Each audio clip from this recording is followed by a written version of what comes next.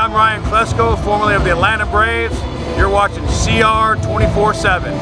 Ready, set, let's roll. Ready, set, let's ride. Get your little fine ass on the step, shimmy up inside. Slide, girl, by my side, girl. Yeah, we can run this town. I can rock your world. We can roll them down, fog them up, cruise around, get stuck.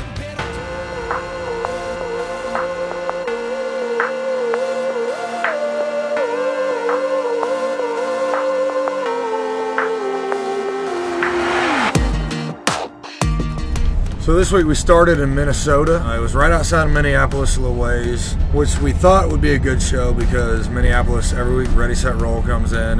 Minneapolis is one of the top markets that we have for sales. We had 2 shows. We were on the side stage, we weren't on the main stage. We did the first show, we kind of did one set that didn't have most of our biggest songs in there. Walked off, told them we'd be back around 10 o'clock. And we went back on the stage for the later set. They were rowdier. I had Jesse Rice come up for Cruise, who's one of the other writers on that song. He doesn't get much credit for it, but he deserves a lot of it.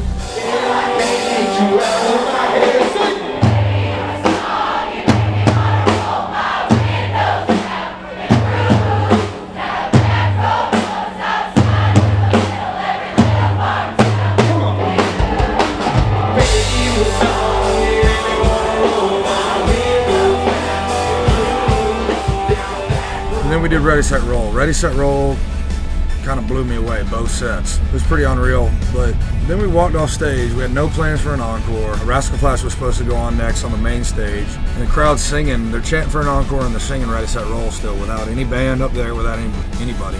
They're just basically demanding that we do one more song.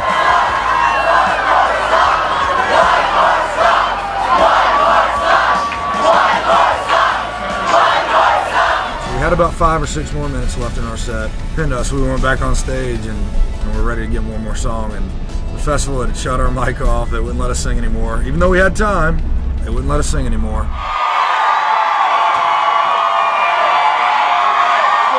Flatts is gonna kick my ass.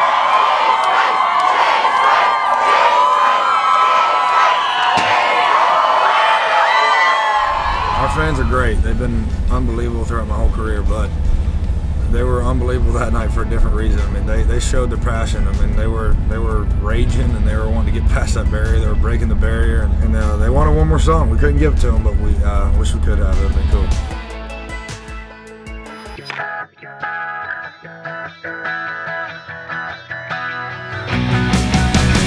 Then we moved it to Ohio. We went from Minnesota, great market for us, to Ohio, which is one of my favorite states in general to play. I mean, Ohio's always been there for us from the very beginning. When nobody wanted to hear our music, Ohio was there. It was our second show in a row that just, our crowd was insane. They were nuts, they were rowdy. It was just one of them days you never forget. Ready, set, let's roll. Ready, set, let's roll. Ready, set, let's roll. Ready, set, let's roll. Thank you guys so much, man. We love you.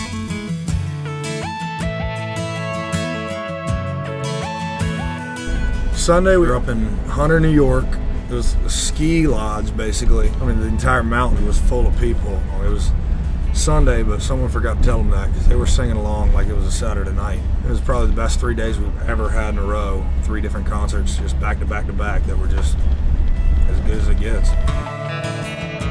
Another thing about this week that was cool for me, I've sang about 40 days in a row. And I had a show in West Palm. So I took 2 days after that, drove down to Islamorada, through one of Luke Bryan's buddies. I went out on a fishing boat for 2 days. The first night, I had about an hour and a half long a fight with a tarpon. Sweat. So right as the sun was setting, this thing set the line, took it, started getting blisters on my hand. So I took my shirt off to try to use that as a glove.